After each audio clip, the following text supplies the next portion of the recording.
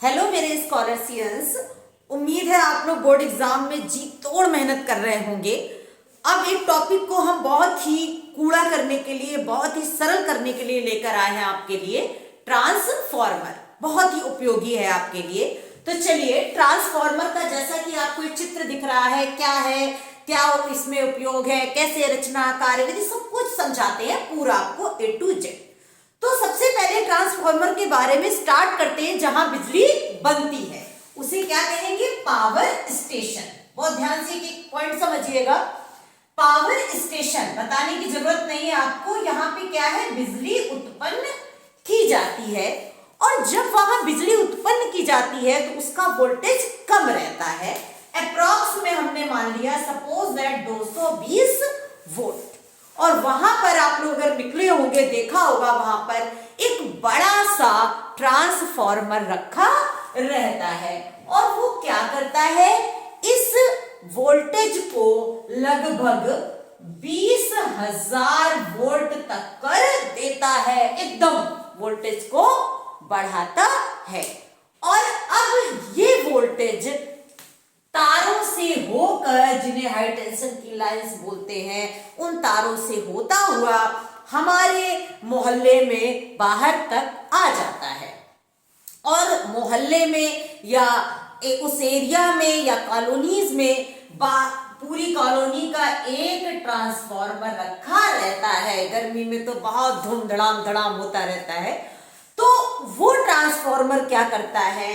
वापस इस 20,000 को, ये आपके घर में 20,000 वोल्टेज तो नहीं एंट्री करा देगा कि वो 20,000 वोल्टेज एंट्री कर जाए और सारे इंस्ट्रूमेंट टन टन हो गए। ऐसा नहीं है। उस वोल्टेज को वापस वो 220 वोल्ट में परिवर्तित करता है, और हमारे घर के जो आपका मीटर है उसमें वो इस तरह से लाइट 220 वोल्ट की चली जाती है।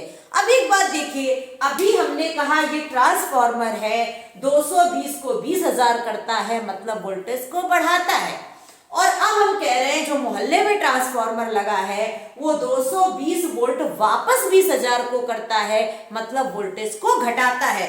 तो क्या बात सिद्ध हुई भैया? ट्रांसफॉर्मर कितने तरह के हो गए? 2 तरह के। वहां जो लगा है उसने वोल्टेज को बढ़ाया, मतलब ऊंचाई ट्रांसफॉर्मर। इसे बोलते हैं स्टेप अप ट्रांसफॉर्मर। क्या बोलते हैं? Step up transformer. और जिसने वोल्टेज को घटाया 20,000 से वापस 220, तो वो दूसरे तरह का ट्रांसफॉर्मर हुआ, और उसको बोलते हैं अपचाई ट्रांसफॉर्मर, स्टेप डाउन ट्रांसफॉर्मर। ये 2 तरह का आपका ट्रांसफॉर्मर हो गया। अब ऊंचाई ट्रांसफॉर्मर में एक चीज याद रखिएगा, वोल्टेज को बढ़ाया मतलब निम्न विभव को क्या किया इसने? उच्च विभव में। यही तो कह रहा है वो। और स्टेप डाउन ने क्या किया? उच्च विभव को निम्न विभव में। ये दोनों ने काम करे। अब जब विभव बढ़ता है तो प्रत्यावर्ती धारा का यहां पर जो वो है वो उल्टा है। विभव तो निम्न था, याद रखने का तरीका, धारा क्या थी लेकिन? प्रबल। उल्टी बात है, निम्न विभव की प्रबल प्रत्यावर्ती धारा। कैसी? प्रबल प्रत्यावर्ती धारा। और यहां विभव जहां उच्च है, ऐसे याद रख लोगे ना, ये ट्रिक है आपकी। निम्न उच्च विभव में दुर्बल प्रत्यावर्ती धारा। और यहां उच्च है तो यहां कौन सी धारा हो जाएगी? दुर्बल। और यहां निम्न है तो धारा कौन सी हो जाएगी? प्रबल। तो अगर कभी पेपर में आए ऊंचाई ट्रांसफॉर्मर की परिभाषा, तो या निम्न विभव की, और उल्टा बोलो, प्रबल प्रत्यावर्ती धारा को उच्च विभव की दुर्बल प्रत्यावर्ती धारा में परिवर्तित करने के काम आता है। और अगर अपचाई ट्रांसफॉर्मर आ जाए तो यह उच्च विभव की, और उल्टा धारा बोलो, दुर्बल प्रत्यावर्ती धारा को निम्न विभव की प्रबल प्रत्यावर्ती धारा में परिवर्तित करने के लिए प्रयोग किया जाता है। अब बात आती है ये किस सिद्धांत पर कार्य करता है? तो ये जो ट्रांसफॉर्मर कोई भी हो, अन्योन्य प्रेरण, म्यूचुअल इंडक्शन के सिद्धांत पर काम करता है? म्यूचुअल इंडक्शन, इसे बोलते हैं अन्योन्य प्रेरण। ये सबसे पहले फिनोमिना ये किस बात पर काम करता है? तो ये अन्योन्य प्रेरण के सिद्धांत पर कार्य करता है। और आपने देखा कि विभव को, प्रत्यावर्ती विभव को बढ़ाता है या घटाता है, और धारा वहां पर अपोजिट होती है।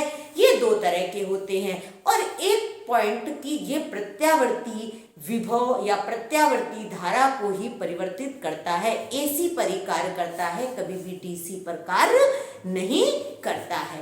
अब बात आती है इसकी रचना, कार्यविधि क्या है। तो आपके सामने एक ट्रांसफार्मर का फोटो दिया गया है, हमने बना दिया है। अब हम इसके बारे में आपको बताते हैं।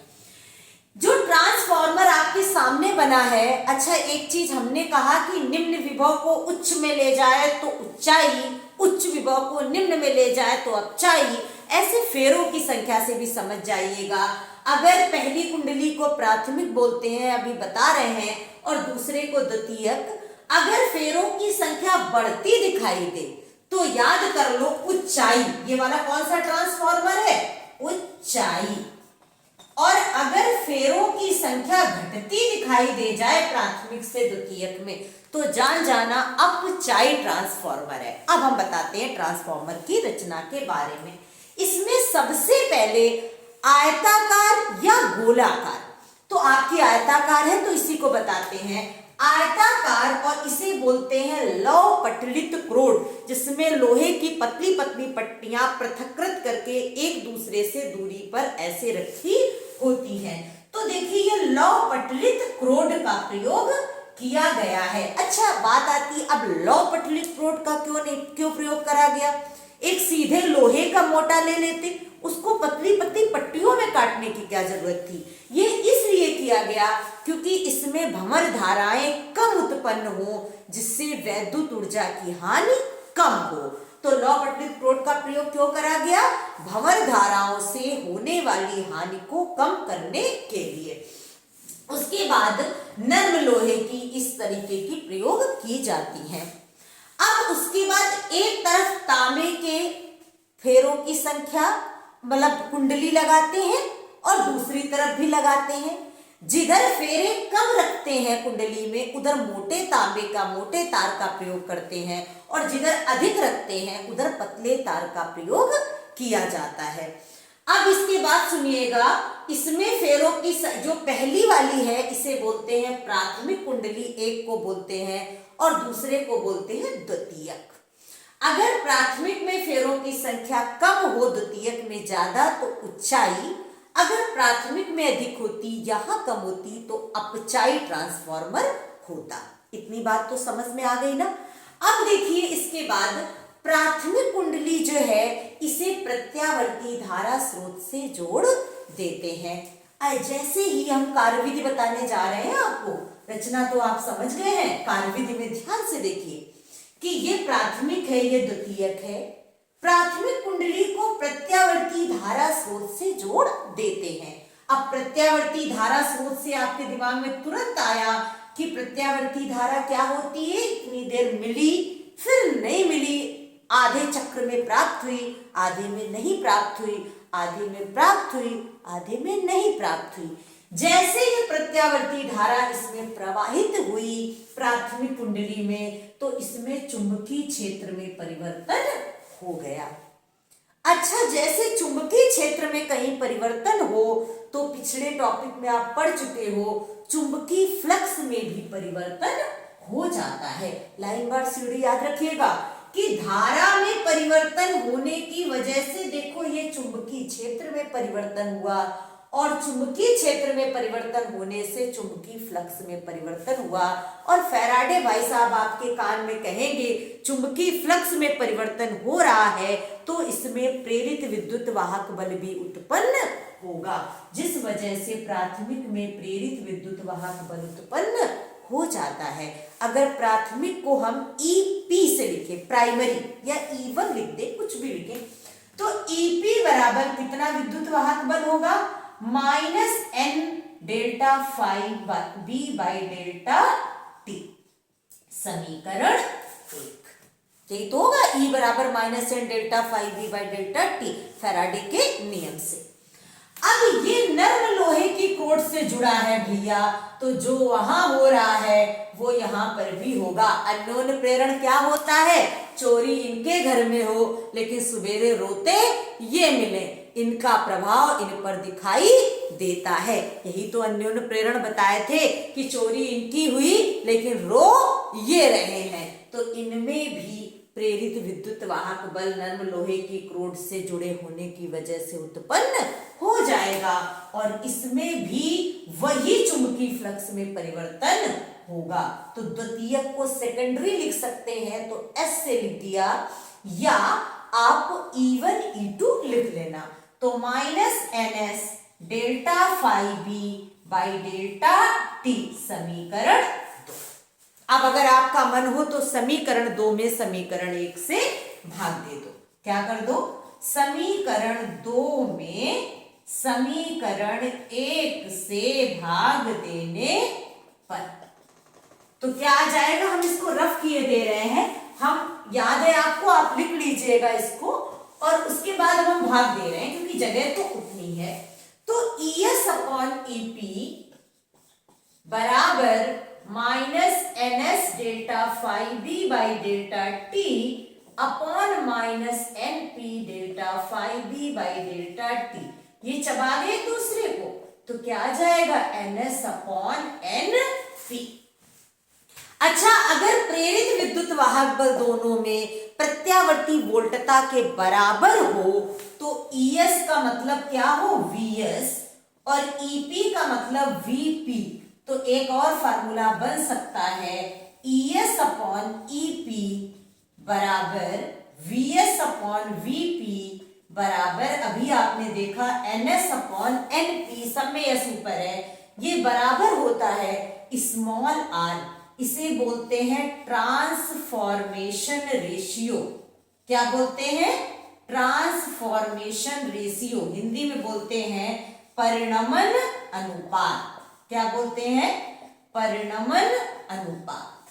ठीक है, अब आगे सुन लो, अगर तुमसे कहा जाए कोई शक्ति की हानि नहीं हो रही है, मतलब जितनी इनपुट पावर था उतना आउटपुट पावर है।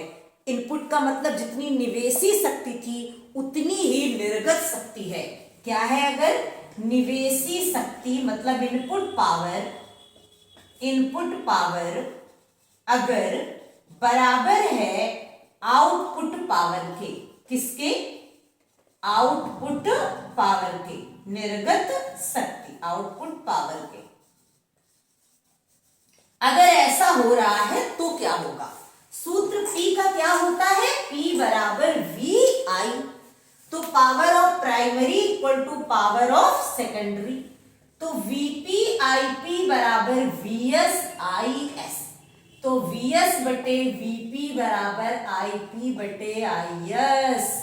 अरे भाई, ये तो पहले ही होना ही था क्योंकि आपको पता है S ऊपर है, यहाँ P ऊपर है। हम पहले ही बताए थे कि जब उच्च विभव है वहां पर दुर्बल धारा है और जहां पर निम्न विभव है वहां पर प्रबल धारा है। तो देखिए जस्ट अपोजिट है ना। अगर इस सबको घरिया लें तो एक फाइनल फार्मूला आ जाएगा जिसको, इससे आपका एक भी सवाल नहीं बचेगा, आप लगा सकते हो। अंतिम फार्मूला ES बटे EP बराबर VS बटे VP बराबर NS बटे NP। सब में S ऊपर है, केवल धारा ही तो उल्टी है, बराबर स्मॉल r। सारे न्यूमेरिकल चैप्टर के आपके इससे लग जाएंगे।